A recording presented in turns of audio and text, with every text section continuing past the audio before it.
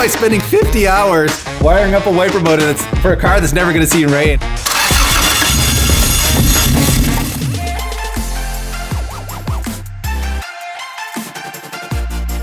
Day 15, everybody.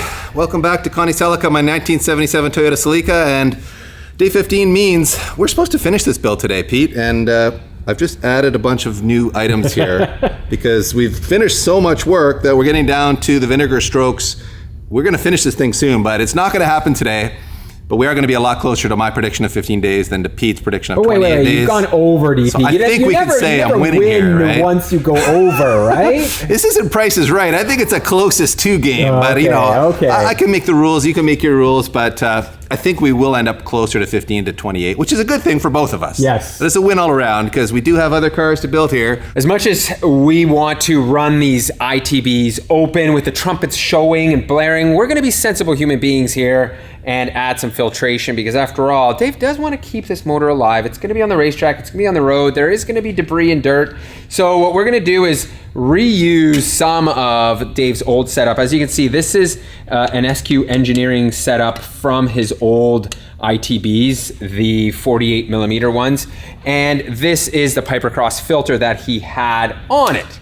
You can see this is not going to work here for many reasons. The fitment is off. You can see the cable here hits. There's a lot going on. So what we did is we ordered up this piece from Genvi, a nice carbon one. Look at this. And it does fit up the Piper Cross filter element here. So what we're gonna need to do here is do a little bit of modification to this, obviously for the holes, but more so you can see our cam here for the throttle is going to contact the filter, even though if I move it over and cheat it over, it's still gonna touch. So we're going to have to do a bit of trimming into here. Not ideal, but it needs to be done to make all this work.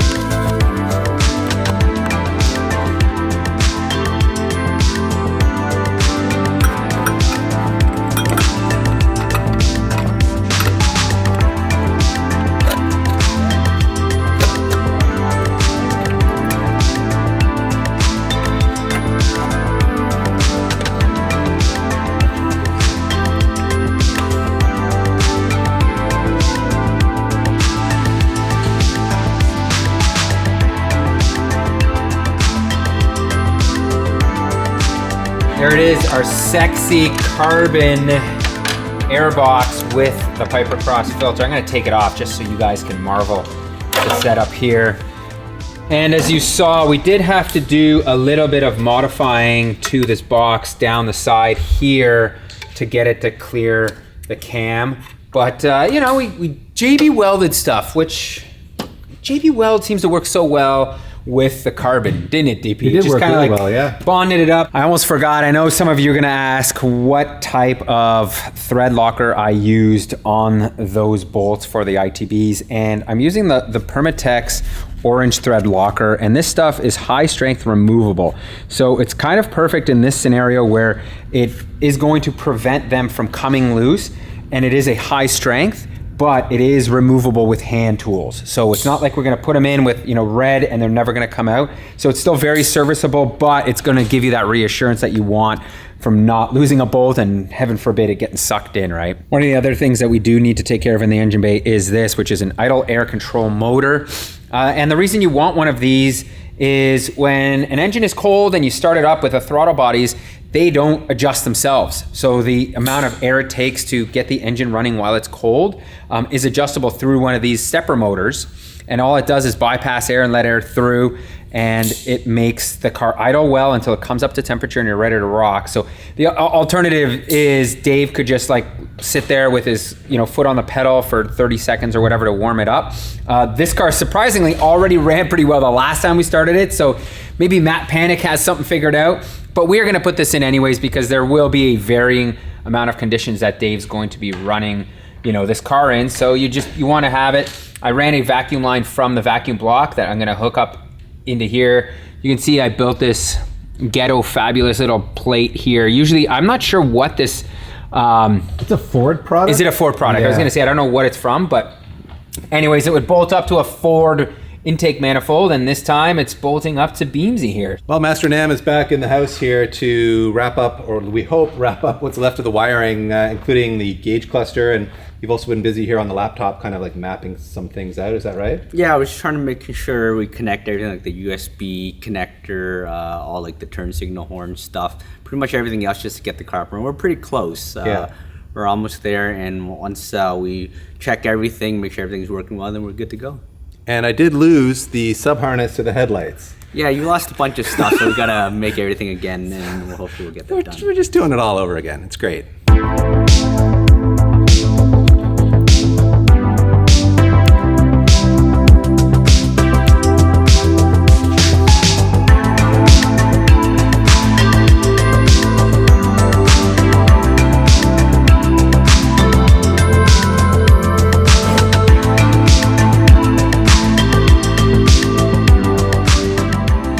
So while Nam takes care of a lot of the complex wiring, I'm gonna take care of some simple jobs, and that includes hooking up our fuel sender wire from the speed height gauge to the actual sending unit. See, this wire has been run from the sending unit up to here, and I need to hook these two together. And traditionally what you would do is, you know, wrap these up and put some electrical tape on them if you don't have any tools, or crimp them together. But check this product out from Solder Stick. These are solder stick connectors, and they are super cool in the sense of they have a heat shrinking material around them here that will shrink up, and this is solder in the middle here. So what it's going to do is it's going to make my job super easy here. If I wanted to solder this, I would have to get out the soldering gun and then the actual solder itself. But look, you put this together like this, and now let me get the heat gun out here and I'll show you how easily this works. And you can see I'm gonna start heating it up. You gotta be careful. This is actually not the greatest tool to use for this because it can get too hot very quickly, but you'll see in a second it'll start melting the middle. That's really what you want. So you can see now that I've let this cool off, the solder has melted and together, and here you go, you've got a perfectly good connection. So really, really neat product out there. If you're interested in it, I'll leave a link in the description and a discount code for 20% off. Well, it's almost 6 o'clock, and that means it's the end of day 15, which means this build is done. Damn, I guess the car is completely wired up. It's perfect. It's good to go. Fired up. Fired up. Are we ready? Well, but really, what's the status update on the wiring? The wiring is pretty close to being done. We're still missing a couple components like the headlight connector. So once that arrives, then we gotta put that into the harness. We got the taillights to work. We made sure all that stuff's working now. The wiper system is probably the last thing we're gonna tackle. It's just because we had it working with the other setup with the keypad. Yeah. But now you want it to work with going back to the stock. Yeah. So we're gonna see how that goes. The OEM wiring harness, OEM wiring diagram is a little hard to navigate. Yeah. So we're trying to kind of reverse engineer it by taking it all apart and checking. Worst case is worse. We can always revert to the keypad if we can't figure it out. Yeah, Nam's already deep into it, DP. I know. You already told him to do it. I know. You want the OEM and he's like, stuff. why am I spending 50 hours wiring up a wiper motor that's for a car that's never going to see rain? And I'm like, that makes a lot of sense. Why are we doing this? Anyway, I guess we're so far down this road, we might as well try to make it. And I mean, it'd be cool if all the OE stocks work and stuff. Yeah. It's worth the effort. I mean, look at this car, everybody. It's looking pretty good. I think you have to admit. What did I do today, Pete? I put on this seal here. I put on this little rubber seal, and I polished the engine cover. And I put some seals on the bottom of the hood and a chrome trim piece on the front of the hood. And I cleaned up a bunch of junk at the back of the shop. So, that's right. Productive day. I did all the bitch work. They did all the real work, but we are close, guys. So that is the end of day 15. This build better be finished soon, or I'm never going to hear the end of it from the guy behind the camera. Well, we can finally reassemble our drive shaft here because my Celica homie Jake Langer from Oregon took this out of his stash. He basically rebuilds Celicas, I think maybe for a living. He's done a ton of them, and he has a huge stash of parts, so he pulled this out of the stash, shipped it to me, so thank you very much, Jake. And Pete then spent an inordinate amount of time cleaning the threads on here because the metal off the old nut had kind of been left behind on these threads, but it does thread on now. We've got our new carrier bearing here, so this guy goes on here. This is Jake's new nut, yes. So cross-thread that one, DP. This nut shall ever be known as Jake's nut. So there you go, a little piece of Oregon on Connie Celica. We'll tighten that down, we'll stake it, we'll join it to the other half, we'll install it. And then, as a payoff for you guys sitting through this painful process, we will, by the end of this episode, put the car on the ground, put it in gear, and move it around a bit under its own power just to show you that it actually is connected. It's not a Bluetooth SEMA spec drive shaft anymore. It's a real physical one. Well, that's not going to work. We have an alignment issue where this center carrying bearing, even when we've added the big slots in, like the OEM one has, it doesn't line up with the mounting points on the chassis. It's too far forward, and there's just not enough movement in the bearing to try to force it in. And then if you did, you'd be preloading it way too much. So I don't know if I ordered the wrong one. Something's obviously gone awry here. So the good news is I have since learned that Toyhead Auto in the States, who stocks a ton of old school Celica parts, does carry an OEM style, basically a replica of the original one, which should have the correct offset in it. It's already got the slots in it, all that kind of stuff. So I'll order one of those and we'll call it a learning experience and move on. So I guess in this episode, you're not going to see the car moving back and forth under its own power after all, because this is not going to work. Moving on from that drive shaft fail, we are going to take a win here on filling the beams up with 0x by Valvoline. This is, of course, a Toyota specified formulation in their red, or dare I say pink color.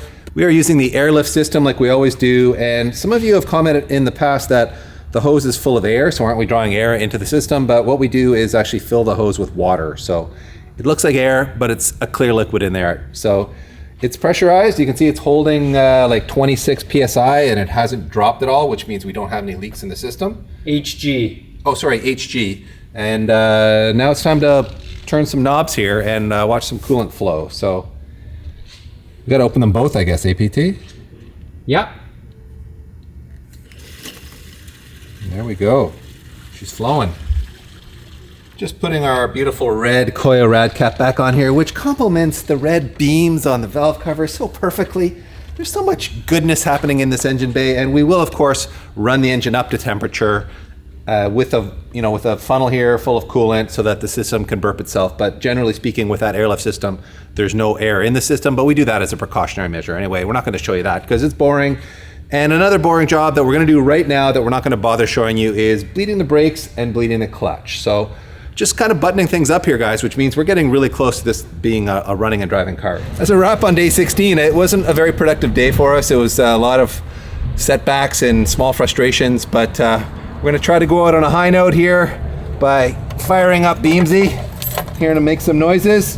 We don't have a drive shaft in, so I don't think I need to put the clutch in, do I, Pete? No, you don't. I'm so used to having to do that, but... Well, at least it works now, DP. It does. I do have a clutch pedal that works, and the brake pedal feels really firm, although the brake light switch is really noisy, but problem for another day. All right, everyone, let's turn the key and see what happens. Well, the key doesn't do anything, DP. We're not there yet. You got to hit the horn button, Oh. the fuel pump, remember? Oh, okay.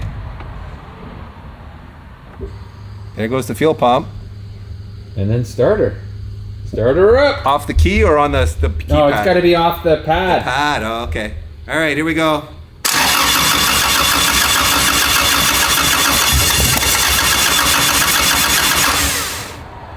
Uh-oh.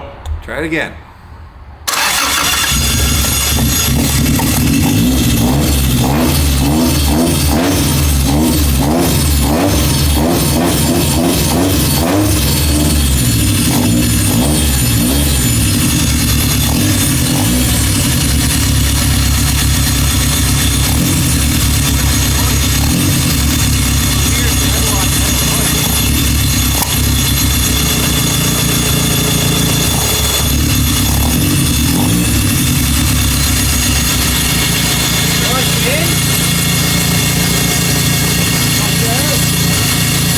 Well, we figured out that noise. It was the starter was stuck on.